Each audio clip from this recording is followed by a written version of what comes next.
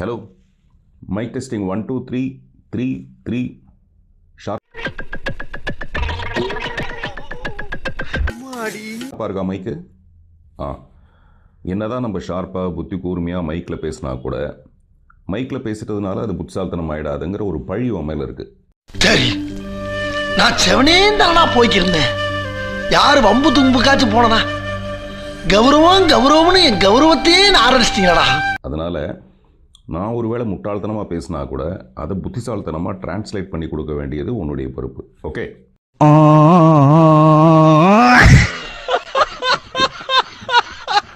Deal. Hi friends, நல்லா இருக்கீங்களா? தவறு என்பது தவறி செய்வது, தப்பு என்பது தெரிந்து செய்வது.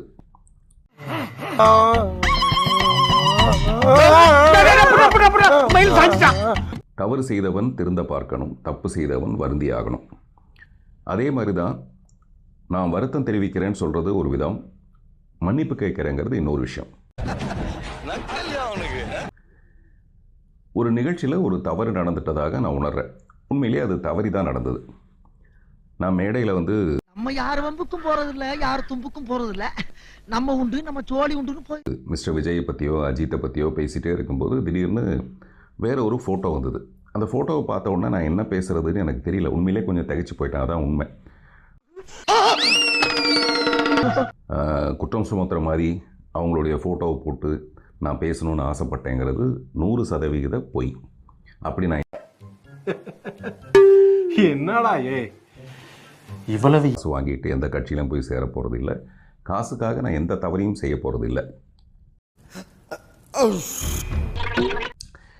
அப்படியே ஒருவேளை இந்த ஃபோட்டோவை போடுங்க நான் பேசுகிறேன் அப்படின்னு சொன்னால், ஒரு மகளிர் தினத்தன்னைக்கு நான் யாரெல்லாம் சொல்லணும்னா, ஒரு வேலு நாச்சியாரை பற்றி பேசலான்னு ஆசைப்படலாம், டயானா சார்ல்ஸை பற்றி பேசணும்னு ஆசைப்படலாம், நான் எப்போவுமே பேசுகிற மதர் தெரசா அவர்களை பற்றி நான் மறுபடியும் ஒரு தடவை பேசுகிறேன்னு ஆசைப்படலாமே தவிர, இப்படி நான் ஆசைப்பட்டேன்னு சொல்கிறது சரியில்லை. ஓகே? அப்படி அந்த ஃபோட்டோ பார்த்த உடனே எனக்கு என்ன சொல்கிறதுன்னு தெரியாதப்போ பக்கத்தில் இருந்து குந்தவை குந்தவைன்னு ஒரு பிரியங்கா சொல்லிகிட்டே இருந்தாங்க. ஏன்னா இந்தாப்ல சொந்தக்காரெல்லாம் சொல்லி ஃபோன் நம்பர் வர சொல்லிடு, இன்னைக்கு ஒரு பிரெட் போர்டு உள்ள போகுது வீட்டில் நமக்கு. உயரத்துக்கு போயிருக்காரு. அடுத்து அவர் தாங்கிற அளவுக்கான ஒரு பெரிய உயரத்தை அடைய போகும்போது இந்த பெண்மணி என்ன பண்ணியிருக்கணும்? இந்த பெண்மணிக்கு அட வெக்கம் கட்டுவீங்களா? இதுக்கு எதுக்குடா வெள்ளையங்கிலி மாலை? 40 வயசு ஆயிடுச்சு, 40 வயசுக்கு மேலே ஆயிடுச்சு. அவங்களாவது என்ன பண்ணியிருக்கணும்? நான் வரலப்பா, நீ போயிட்டு வா, அதனால ஒரு இமேஜை கெட்டு போயிடும்ல சொல்லியிருக்கணும். அவங்க அந்த மாதிரிலாம் இருக்கிற சான்ஸ் இல்லையே. வீட்டிலே இருந்துட்டு அவர் அனுப்பி வச்சிருந்தா நல்லா இருக்குமே. இந்த மாதிரி நிறைய பேர் பேசுகிறாங்க. அதில் ஒரு பத்திரிக்கையாளர் கூட என் கூட பேசும்போது என்ன சொன்னாருன்னா, மேட்சிங் புடவையே வாங்கி கொடுத்தா கூட அந்த புடவையை கட்டிட்டு நான் வீட்டில் இருக்கிறேன், நீங்கள் போயிட்டு வாங்கன்னு இல்லை சொல்லியிருக்கணும். உண்மைதானா? இப்படி நிறைய செய்திகள் வந்துக்கிட்டே இருந்தது. உண்மையான விஷயமே என்னென்னா, திரு விஜய் அவர்கள் கிட்டத்தட்ட ஒரு நிறைய விஷயங்களை கடந்து, அரசியலுங்கிறது சாதாரணமான விஷயம் இல்லை, நிறைய போராட்டங்களை சந்திக்க வேண்டியதாக இருக்கும். அதெல்லாம் சந்தித்து கடந்து வந்துட்டு இருக்கும்போது கரூர் பிரச்சனையில் கூட அவருக்கு ஏற்படாத ஒரு பெரிய, கரூர் பிரச்சனையில் விமர்சனங்கள் வந்ததே தவிர அவருக்கு இவ்வளோ பெரிய பாதிப்பு வராத அளவுக்கு இருந்தது. இவ்வளோ பாதிப்புக்கும் காரணமான ஒரு, சரி, நான் செவனே தானா போய்க்கிருந்தேன்.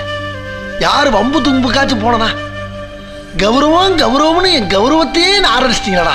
நிகழ்ச்சி. அந்த நிகழ்ச்சியில் இந்த பெண்மணி கலந்துக்காமல் இருந்திருக்கலாம் அப்படிங்கிறது என்னுடைய அடிமனசில் இருந்தது. பட் அதை நான் சொல்கிறதுக்காக அந்த மேடைக்கு போகல. என்ன கோட்டச்சாமி? ஒன்றும் இல்லையா? ஒன்றும் இல்லையா? அந்த மேடைக்கு நான் எதுக்காக போனேன், அங்கே யாரெல்லாம் பேச இருந்தேன், ஏன்னா அது என்கிட்ட ப்ரீ பிளான்டு விஷயம், என் கையில் கொடுக்கப்பட்டது. அதை பற்றி நான் அடுத்த விஷயத்தில் சொல்கிறேன். அதனால் எனக்கு இவங்களுடைய ஃபோட்டோவை போட்டு பேசணுங்கிற அளவுக்கு ஒரு பெரிய லட்சியம்லாம் எனக்கு கிடையாது. குந்தவை குந்தவைனோடனே இவங்க வீட்டிலே குந்த வச்சிருக்கலாம், வெளியில் வந்ததுனால பாருங்கள் எவ்வளோ பெரிய பிரச்சனை ஆயிடுச்சுங்கிறது ஒரு பெரிய ஆதங்கம், உண்மையிலே பெரிய ஆதங்கம், அவ்வளோதான். அதனால தான் நண்பர் சமுத்திரகனி கூட அவர் பேசும்போது, நீ யாருக்கிட்ட உன்னோட ஈகோவை காட்டுற, எதுக்காக இவ்வளோ பெரிய ஈகோ, யாரை மிரட்ட பார்க்குற நீ, எதுக்காக அப்படின்னா ஒரு பேசுனது வந்து அவரும் காசு வாங்கிட்டு பேசல, அவரும் ஒரு நீ கேட்ட ஒவ்வொரு கேள்வி என்ன செருப்பால் அடிச்ச மாதிரி இருக்குடா. மாதிரி இல்ல, உண்மையிலே செருப்பால தான் அடிச்சது. ஆதங்கத்தில் ஒரு அன்பின் மிகுதியில் தான் அவரை அறியாமல் பேசுகிற ஒரு விஷயமும். இதெல்லாம் நான் பார்த்துட்டு இருந்தது. அன்றைக்கி நான் போய் பேசிட்டு இறங்கி வந்ததுக்கப்புறம் நண்பர் பாண்டே அவர்கள் சொன்னார், அந்த குந்தவை விஷயத்தை மட்டும் நீங்கள் தவிர்த்துருக்கலான்ட்டு. ஏன் சார் சார் அப்படின்னு கேட்டேன். நீங்கள் பாருங்கள், நாளைக்கு பாருங்கள் அப்படின்னாரு. நான் உடனே வந்து இது எதுக்கு, நான் எப்போவுமே இந்த பிரச்சனைகளை வந்து விரும்பாதவன். சொல்லிவிட்டு காலையில் பார்க்குறேன், காலையில் பார்த்தா வேறு ஏதோ ஒரு வீடியோ மூலமாக அது வெளியாக இருந்தது. நம்ம யார் வம்புக்கும் போறது இல்ல, யார் தும்புக்கும் போறது இல்ல, நம்ம உண்டு நம்ம சோழி உண்டுன்னு போய் அது என்ன மாதிரியான ஒரு பெரிய பாதிப்பை போக போக ஏற்படுத்திச்சுன்னா, நான் சொன்னது வந்து ஒரு பெண்மணியை பற்றி, ஒரு 3வது மனுஷியை பற்றி, எனக்கு சம்மந்தமே இல்லாத ஒரு 3வது மனுஷியை பற்றி.